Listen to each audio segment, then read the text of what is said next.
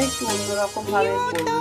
সেটা চিংড়ি মাছ আছে, আদা, পেঁয়াজ, রসুন, কাঁচা লঙ্কা, গোলমরিচ, জিরে, সর্ষে, হলুদ, নুন, চিনি আর একটু আলু দিয়ে এটাকে একটু পেস্ট করে নেব। চিংড়ি মাছগুলো সব মশলা দিয়ে এই পকোড়া আমি একটু ভেজে নিলাম।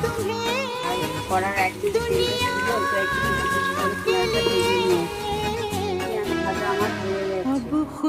এরপর আদা, রসুন, শুকনো লঙ্কা, হলুদ, একটু গরম মশলা দিয়ে এটা পেঁয়াজটাকে কষে নেব। ভালো করে কষিয়ে নেওয়া হয়ে গেছে।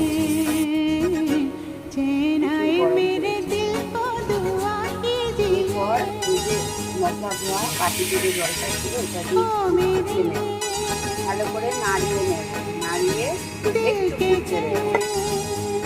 ফুটছে, আমি এবার একটু টমেটো সস দিয়ে দেব, দিয়ে ভালো করে নাড়িয়ে নুন চিনি ঠিক আছে কিনা একটু দেখে নিয়েছি, ঠিকই আছে। এরপর এই যে চিংড়ি মাছের ভাজা পকোড়াগুলো, এই চিংড়ি মাছের কোপ্তাই আমি বলবো, কি নাম দেবো আমি জানি না, খেতে খুব সুস্বাদু। সামান্য একটু ঘি দিয়ে আমি ঢাকা দিয়ে দেব, ভালো করে নেড়ে ঢাকা দিয়ে দেব।